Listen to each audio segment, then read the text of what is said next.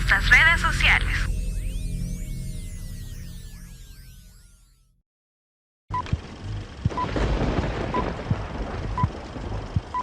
A continuación, palabra de Dios.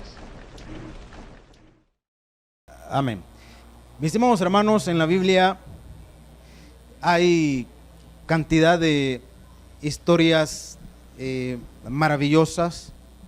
Esta tarde espero en Dios, primero, no aburrirlo.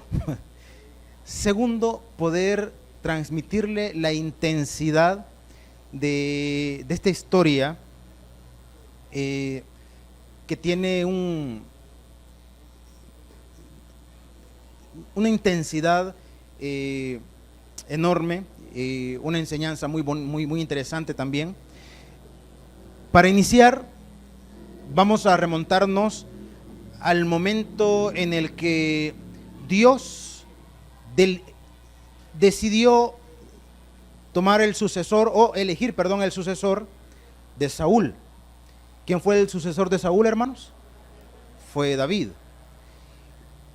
Usted ha leído la historia y sabrá que Saúl tuvo celos de David, intentó matarlo en más de una oportunidad y se sentía amenazado por lo que Dios había hecho con David y seguiría haciendo.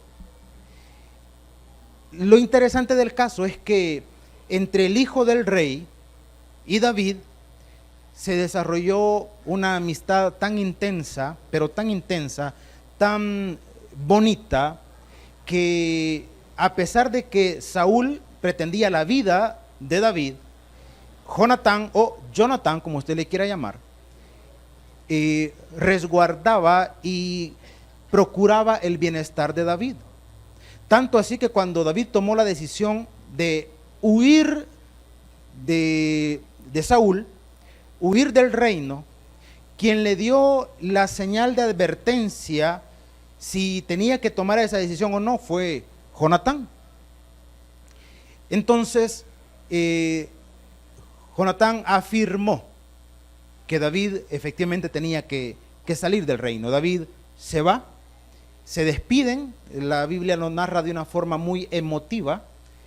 Yo no sé si usted en algún momento ha tenido una amistad tan fuerte, tan bonita, en donde una despedida implica un dolor indescriptible, puesto que no es su pariente, pero le tiene un aprecio, un cariño más que de un pariente, una relación muy fuerte.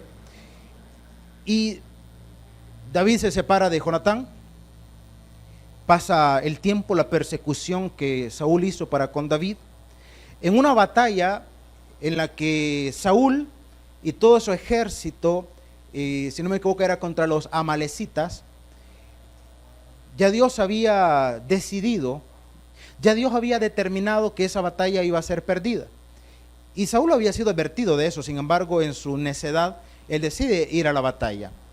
Cuando se vio herido, su hijo muerto, y él herido, él toma una decisión, la decisión de suicidarse. En ese momento llegan las noticias a David y le dicen: mira, tu enemigo ha muerto.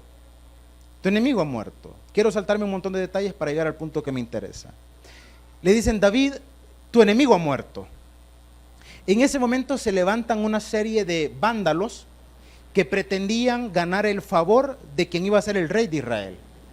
Entonces estos vándalos irrumpen, hermano, en el reino y en la familia de Saúl. Había un hijo de Saúl, otro hijo, o mejor dicho, estaba un hijo de Jonatán, el cual, hermanos, era un bebé apenas, era una criatura. Cuando le diga su nombre, yo sé que inmediatamente usted va a identificar de quién le voy a hablar. Los vándalos estaban irrumpiendo en el reino, eliminando a toda la familia de Saúl, a toda la familia, porque ellos pretendían o creían que eliminando a la familia del rey que había muerto, iban a ganar el favor de David. Con lo que ellos no contaban, los vándalos, era que David era tan noble que en lugar en lugar de condecorarlos por terminar con la vida de los descendientes de su más acérrimo enemigo, David lo que iba a hacer es terminar también con la pena de muerte para ellos. Cuando la nodriza de un pequeño futuro príncipe se entera de lo que estaba sucediendo, huye con un bebé en brazos. Era de salir de una manera apresurada, era más que urgente salir de ese lugar, porque la vida, hermanos, de todos los descendientes de Saúl corrían peligro. Esta muchacha agarra al niño, sale huyendo. No sabemos, hermano, qué horas podrían haber sido, independientemente sea de día o sea de noche. Cuando la situación apremia, muchas veces no medimos incluso consecuencias. La muchacha sale huyendo. Cuando huye resguardando a la criatura, tropieza, cae, y la Biblia narra que se oyó como sus huesitos tronaron y el niño quedó lisiado para toda la vida. Para poder resguardarlo a un príncipe, no lo iba a llevar a los lugares más exclusivos de la ciudad. Había que resguardar la vida del príncipe. Entonces, pero ¿dónde buscamos a un príncipe? Bueno, procure no irlo a buscar al lugar menos indicado. Procure no irlo a buscar al lugar donde nadie quiere estar, donde nadie quiere vivir. En el lugar más detestable, más sucio, más bajo, un lugar llamado Lodebar. Allí hay que llevar al pequeño príncipe. Ahí nadie lo va a ir a buscar. Nadie quiere ir a ese lugar. Es un lugar detestable. Nadie lo va a ir a buscar. Nunca nadie iría a buscar un príncipe a Lodebar. Nunca, nunca. El tiempo pasa. El niño no creció creyéndose que era un príncipe. No se le pasó por la cabeza. Probablemente le habían contado de que su abuelo fue el rey de Israel. Probablemente se lo habían contado. Pero ¿de qué sirve vivir de la gloria del pasado? ¿De qué sirve vivir recordando que mis antepasados, verdad, mis abuelos tuvieron? Siempre hemos dicho, ¿de qué sirve decir que mi abuelo tuvo, mi abuelo hizo? Pues sí, pero nosotros no tenemos nada, ¿de qué sirve? Probablemente la condición de aquel niño era una condición, ya no era un niño para ese momento, perdón, probablemente era una condición desdichada, en donde de qué servía recordarse que en su linaje hay un rey, cuando él está en el lugar más detestable de Jerusalén, o de Israel si es posible. Está en un lugar más detestable. ¿De qué sirve recordarse que él pudo haber andado por los patios del palacio si ahora está postrado en un lugar, probablemente, hermanos, en un lugar en condiciones lamentables, paupérrimas? Y ahí estaba. ¿Cómo crece una persona en esas condiciones? Creyendo que no es nadie. ¿Qué le depara la vida? Nada. ¿Qué espera? Solo morirse. Ahí. Pero hay algo que es lo que la Biblia narra, y es que en la disposición de Dios, en la providencia divina, en la voluntad de Dios, Dios, mis estimados hermanos, siempre tiene algo para sorprendernos. Siempre. Siempre. El problema es que a veces nosotros somos tan pesimistas con nosotros mismos, ¿verdad? A veces tenemos un concepto tan bajo de nosotros mismos que creemos que ¿cómo Dios me va a sorprender a mí? ¿Y yo qué significo para Dios? ¿Yo qué significo para Dios? Si Dios quizás ni escucha mis oraciones. Si yo vengo a la iglesia, pero yo creo que Dios no ha puesto su mirada en mí. ¿Cómo Dios me va a utilizar a mí? ¿Cómo Dios me va a bendecir a mí? A veces tenemos un concepto tan pobre de nosotros mismos. Un día, dice la Biblia, y vamos a leer el texto, estaba David, me imagino que estaba en un momento, no sé si decirle, de melancolía, uno de aquellos momentos donde uno se pone a reflexionar en tantas cosas, en lo que ha vivido, en las experiencias que ha tenido, en las cosas que le gustaría cambiar, que le gustaría mejorar, o que le gustaría no haber hecho nunca. David estaba allí y de repente se acuerda de su amigo. De repente se acuerda de su amigo. Y dice, ¿cómo podría hacer yo algo para honrar la memoria de mi amigo? ¿Cómo podría ser? ¿Qué podría ser? Yo no sé, mis estimados hermanos, por eso le decía a un inicio, el concepto de amistad que usted pueda tener, no lo sé. No sé qué experiencias usted habrá tenido o si en algún momento identifica que hubo alguien que representó una amistad para usted y ya no está. Si a mí me preguntan, yo le diría, mire, yo he tenido dos buenos amigos. Con uno de ellos comenzamos una amistad de una forma bien bonita, dándonos duro. Nos peleamos. Teníamos la honrosa edad de 12, 13 años, algo así.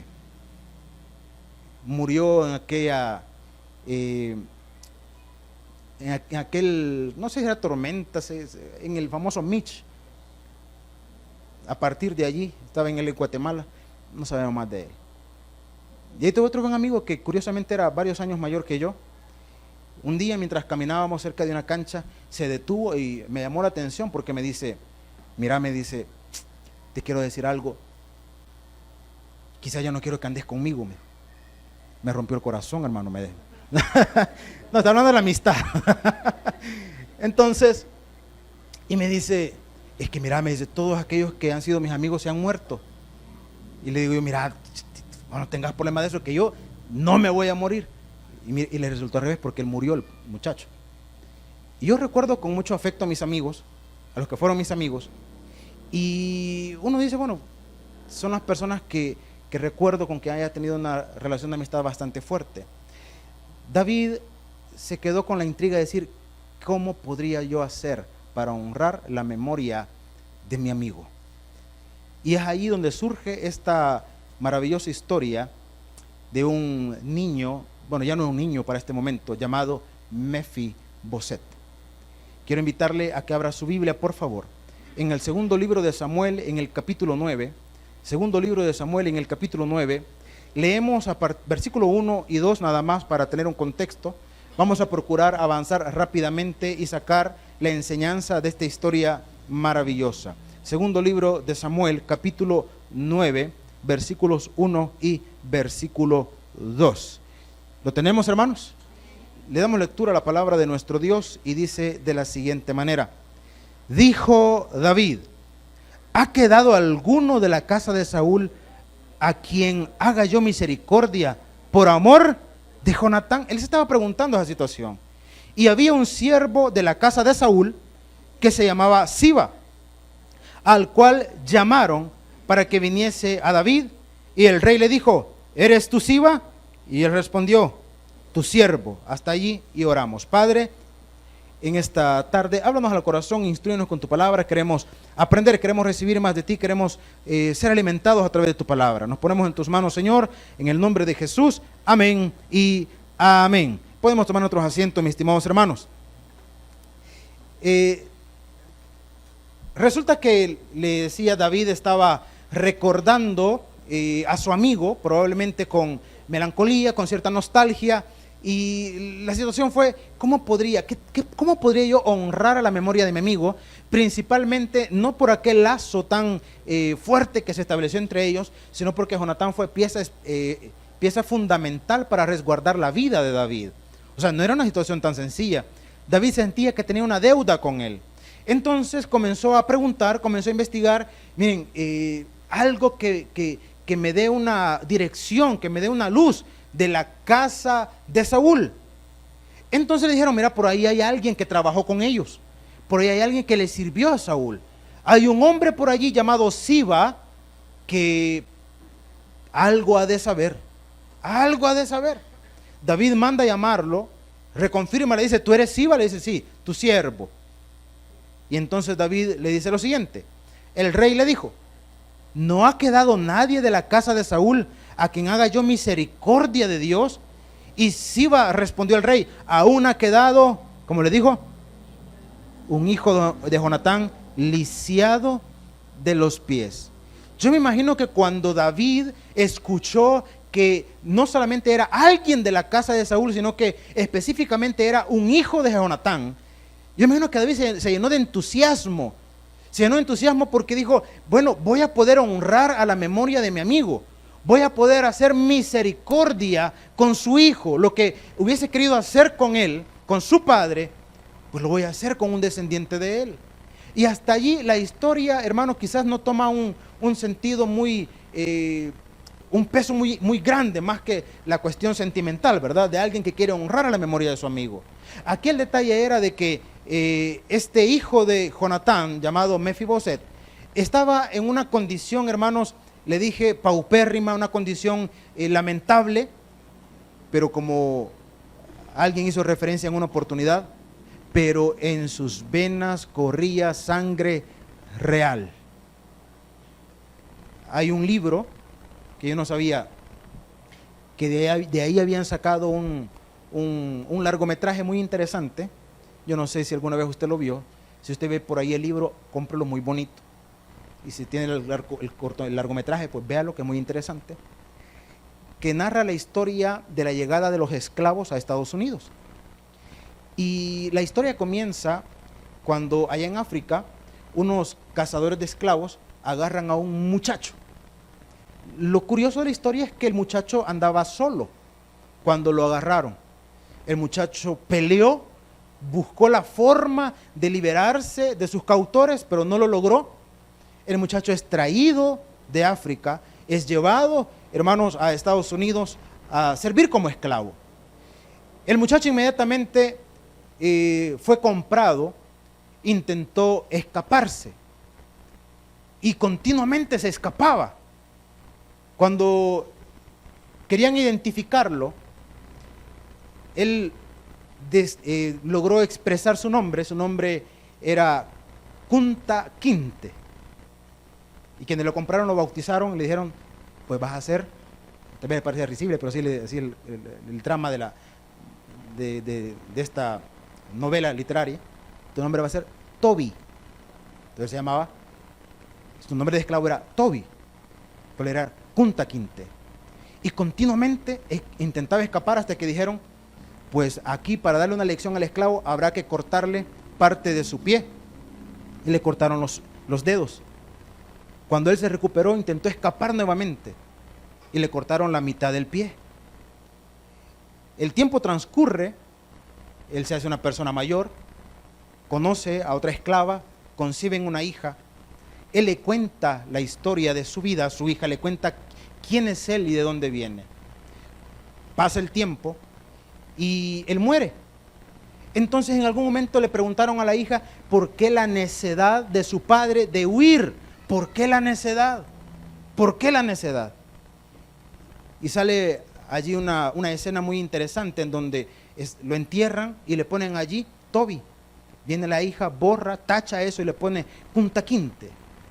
Y cuando le preguntaron, pero ¿por qué vos también has entrado en esa condición de necedad, entre comillas, ¿verdad? ¿Por qué actuás de esa manera, retando la autoridad? ¿Por qué lo haces? Y la muchacha dijo, porque ellos vieron a un esclavo. Mi padre no era un esclavo, mi padre era un príncipe.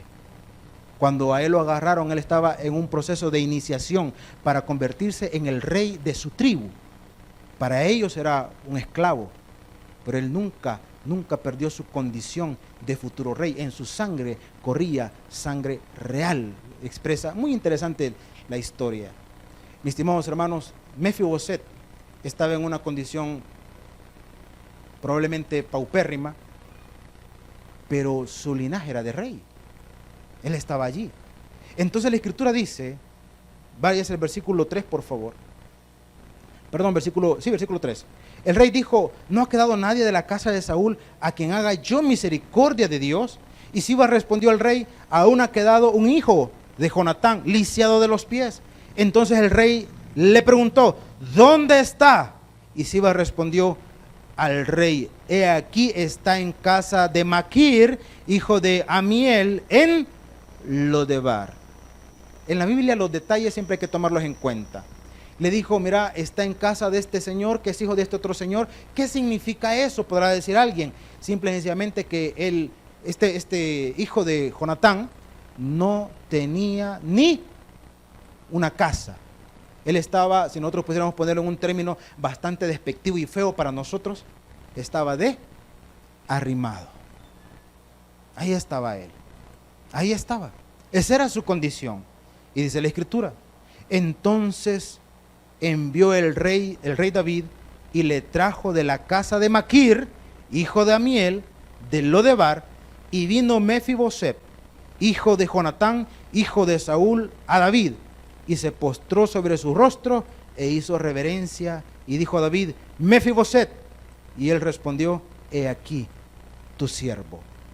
Qué interesante, porque probablemente Mefiboset conocía la historia, sabía que David había sido el elegido sucesor de su abuelo en este caso, y probablemente estaba ostentando el cargo o la responsabilidad que su padre Jonatán probablemente tendría que haber ostentado. Pero quizás la dignidad de este hombre estaba tan deteriorada, quizás su autoestima estaba tan destruida, que en lugar de venir, hermano, y sentirse ofendido ante la presencia de aquel que le había quitado todo lo que a él le pertenecía, se postra delante de él y ni siquiera le dice: yo soy el hijo de Jonatán. Simplemente le dice: he aquí tu siervo. He aquí, o sea, no tengo nada que pelear. ¿Y qué voy a pelear? Si en antes camino, ¿qué voy a pelear? Entonces, dice la Escritura, versículo 7, y aquí nos denota algo muy interesante. Y le dijo David: no tengas temor. ¿Qué habrá visto David en el rostro de Mefiboset para que le diga: no tengas temor, porque yo la verdad haré contigo? ¿Qué le dice? Misericordia por amor de Jonatán tu padre, y te devolveré todas las tierras de Saúl tu padre, y tú comerás siempre a mi mesa. Y él, inclinándose, dijo: ¿quién es tu siervo para que mires a un perro muerto como yo? Mira el concepto que tenía de sí mismo. ¿Quién soy yo para que mires a un perro muerto? Hermano, esta expresión en el contexto de la época de David es tan fuerte, para que lo vea usted de esta manera. En los tiempos de David, los perros no eran mascotas. En los tiempos de David, los perros eran animales carroñeros, eran animales despreciables, eran animales no gratos. En las casas no habían perros como mascotas. Ahora, si un animal, o si en este caso, ¿verdad?, para ellos el perro ya era de por sí detestable, a esto agrégale que estaba ¿cómo? Muerto. No sé si preguntar cuántos acá, o ser específico con las hermanas. Vamos por las hermanas para no quedar en evidencia los machos alfa. ¿Cuántos le tienen miedo a las culebras, hermanas? Y Chepe, calmado, Chepe, calmado, Chepe. Entonces, imagínense que usted le tenga pavor a las serpientes. Y si la encuentra muerta, igual le tiene miedo, ¿verdad? Igual. Si le es despreciable, para algunos le es despreciable vivo, pues muerto igual. O peor. Entonces Mefiboset le dice: pero ¿quién soy yo para que tengas de mí misericordia? Y aquí comienza a tener sentido, hermanos, la parte espiritual, porque este rey es una figura del rey celestial, y la condición lisiada de este muchacho es la condición de cualquiera de nosotros antes de venir a Cristo. Porque nadie puede decir, antes de venir a Cristo, nadie puede decir que se podía parar delante de Dios con solvencia, hermano, y en algún momento demandar algo, pedirle algo. Siempre hemos dicho: nosotros no merecemos nada de Dios, y todo lo que tenemos lo tenemos por misericordia. Porque si usted viene y le exige a Dios y le pide a Dios que le dé conforme a lo que usted merece, pues mire, lo que va a recibir pues es la ira de Dios, ¿verdad? No es que Dios va a evaluar y va a decir: no, pues no has sido tan malo, de verdad, te has portado algo bien. No, pues quizás como has sufrido en la vida, vaya, aquí te va todos los caprichos que querrás cumplir, aquí te van. Hermano, no es esa. Antes de Cristo, jamás nuestra condición pudo haber sido así. Jamás. Pero qué interesante es que David llama a este muchacho y le dice: mira, a partir de hoy vas a ocupar el lugar en el que siempre debiste estar. ¿Dónde tenía que haber estado? A la mesa del rey. A la mesa del rey. Yo no sé si usted recuerda la descripción física, escúcheme bien, usted recuerda la descripción física de Saúl. ¿Alguien recuerda la descripción física de Saúl? La Biblia dice que cuando Saúl fue elegido rey, Samuel lo vio y se sorprendió delante de él, porque de los hombros para arriba, dice, no había nadie más alto que Saúl. La Biblia describe que su apariencia era una apariencia atractiva, era un porte sorprendente. O sea que era bonito el tipo, hermano. Era bonito el tipo. Entonces, hermano, cuando pensamos en Mefiboset, uno pensaría, hermano, en una persona, en alguien que tenía todas las características, o al menos parte de las características de su descendencia, de Saúl, pero que probablemente por las condiciones en las que había crecido, probablemente su rostro, hermano, no denotaba para nada que era un príncipe, para nada, para nada. No tuvo, los cuidados, la alimentación, la formación de un príncipe. Él creció en Lodebar. Allí, hermano, donde no se le podía dar ningún tipo de cuidados, ni tampoco a nadie le interesaba. Si era un muchacho lisiado, que para algunos podía significar, era una carga, estaba allí, ¿verdad? De arrimado en un lugar. Y esa es la concepción muchas veces que el mundo tiene, hermano, de nosotros. Antes de venir a Cristo, hay personas que no daban, si no daban mucho, en algunos casos, no daban nada por algunos de nosotros. Nada. Ese hombrecito, esa mujercita, términos despectivos para decir, no vale nada. No vale nada. El rey llama a este muchacho, al igual que Dios un día tuvo de nosotros misericordia y nos llamó. Y nos llamó. Siempre hemos dicho, Dios nunca lo va a llamar a usted para ponerlo en una condición peor de la que usted se encontraba. Dios nunca lo va a llamar para darle una vida más desagradable de lo que ya tenía. Dios no lo va a llamar a usted para ponerlo en una condición, hermano, detestable. Dios nunca lo va a llamar para eso.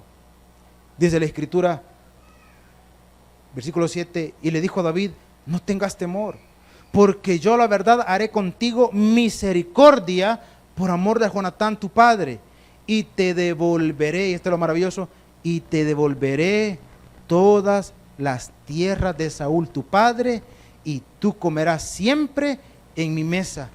E inclinándose dijo, ¿quién es tu siervo para que mires a un perro muerto como yo? Entonces el rey llamó a Siba, siervo de Saúl, y le dijo, todo lo que fue de Saúl y de toda su casa, yo lo he dado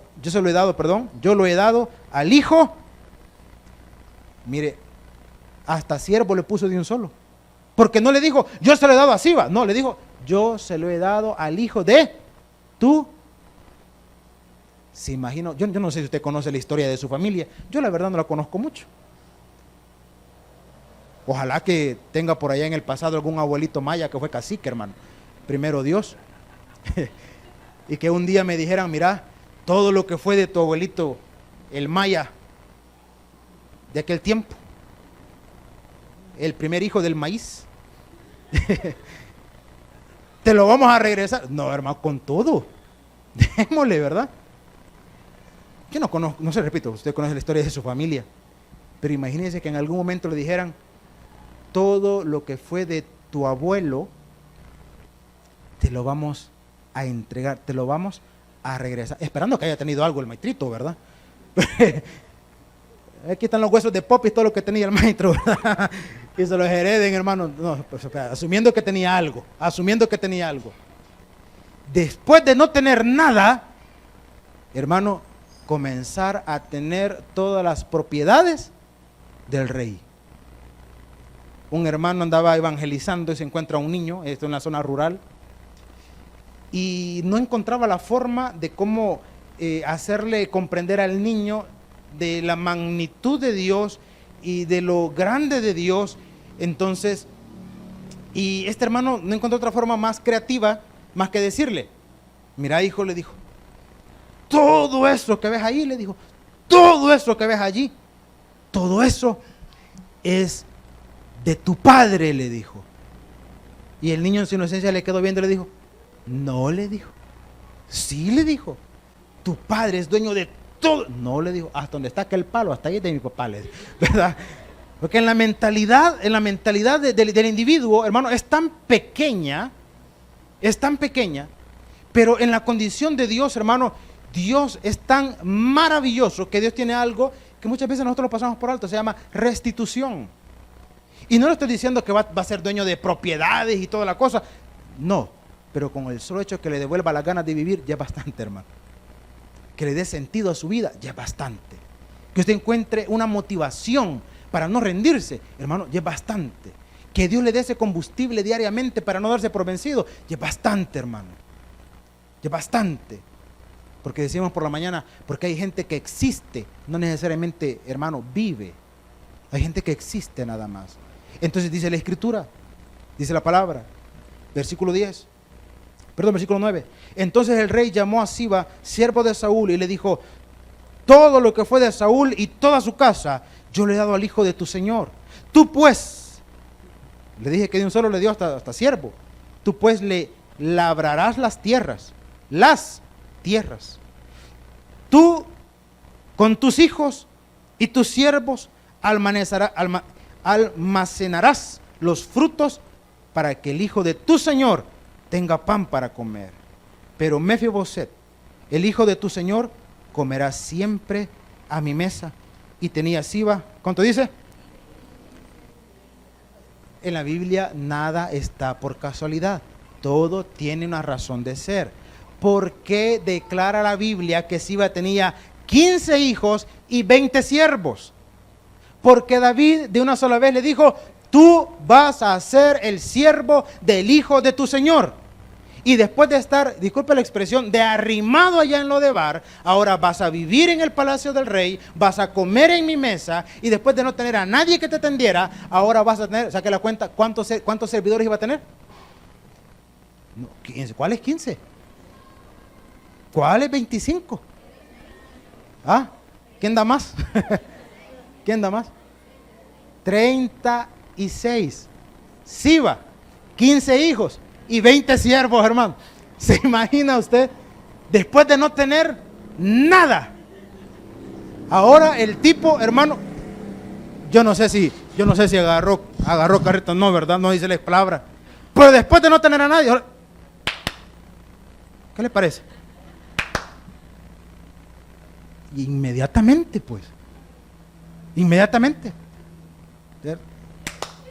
¿Qué va a querer, mi señor? 3 revueltas y 2 de queso, ¿verdad? Inmediatamente, hermano. Inmediatamente.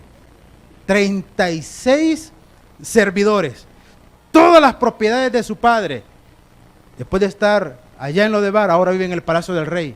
Ahora diariamente se sienta a la mesa del rey. Y entonces, dice la Escritura, terminemos.